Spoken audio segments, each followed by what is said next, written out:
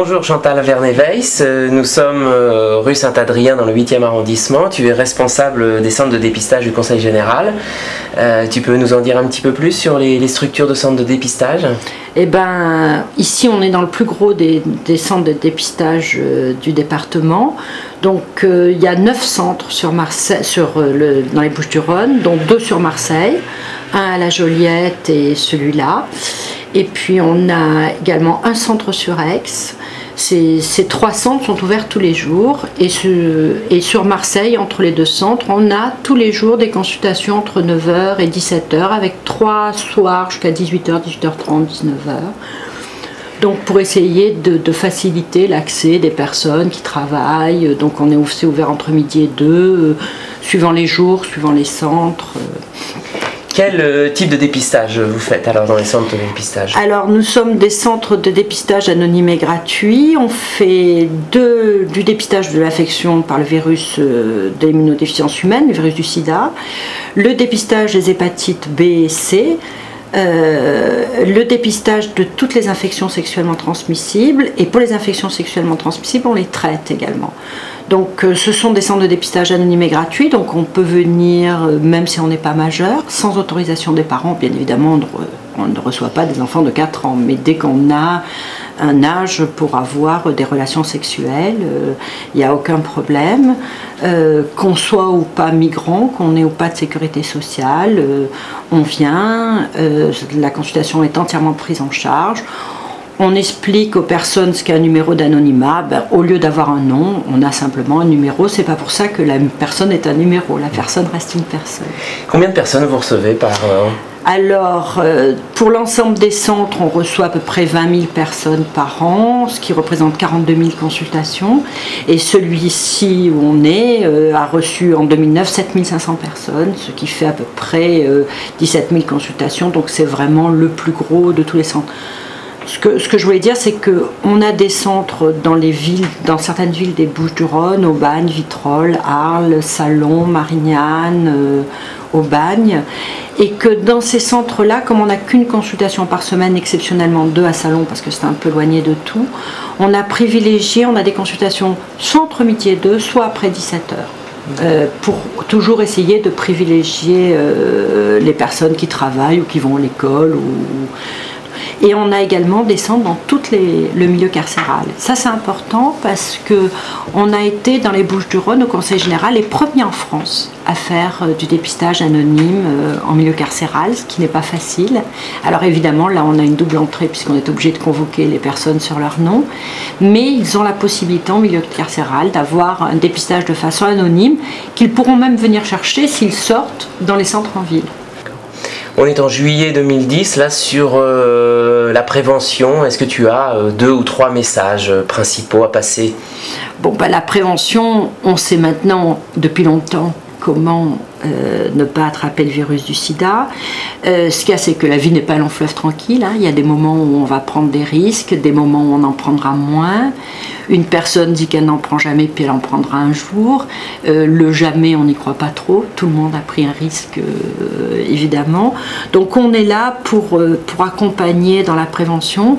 Ce que je voudrais dire, et particulièrement dans le contexte de votre interview, c'est important de se faire dépister. Pour les hommes qui ont des relations sexuelles avec les hommes, l'épidémie n'est pas la même que chez les hétéros parce qu'il y a beaucoup de cas dans votre communauté, dans la communauté gay.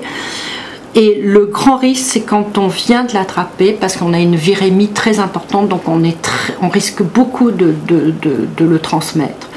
Donc, premièrement, pour la personne, pour qu'elle soit prise en charge et bien traitée, faites-vous dépister pour être traité, et deuxièmement pour vous-même, et deuxièmement pour moins le transmettre, parce que quand on est traité, qu'on a une charge virale indétectable, la transmission n'est pas du tout la même.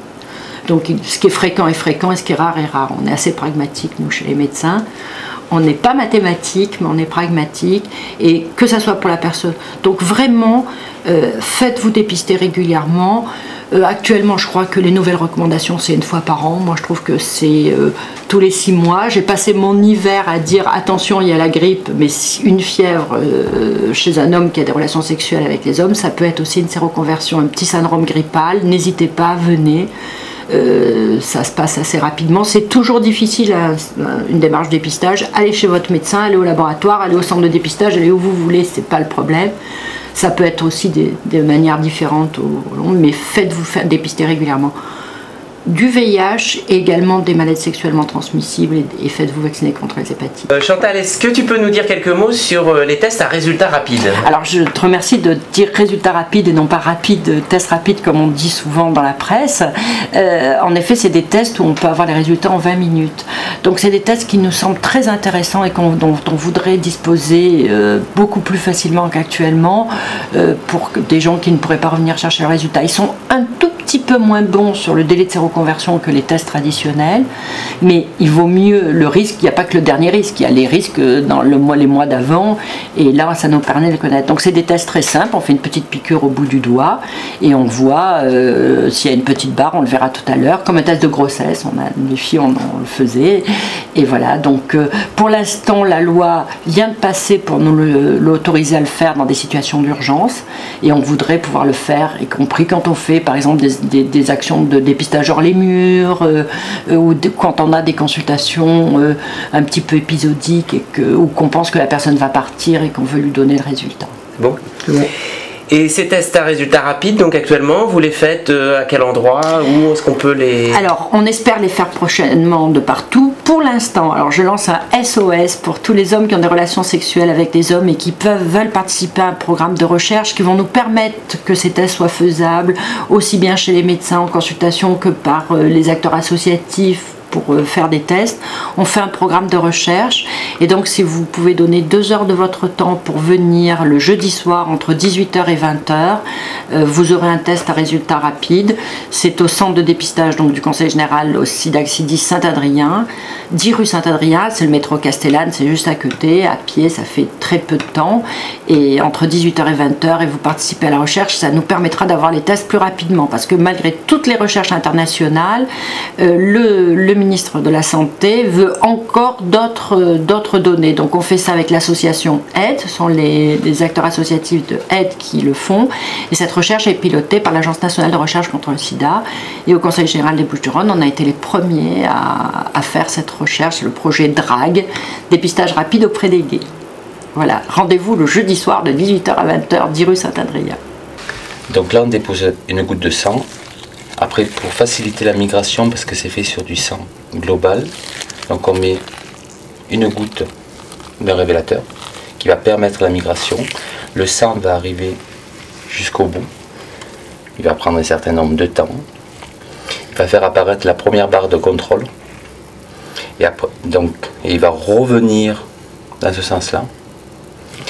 S'il n'y a que la barre de contrôle qui apparaît, c'est-à-dire que le test est négatif. En revanche, s'il y a la deuxième barre en dessous du T qui apparaît, ça veut dire que le test est positif.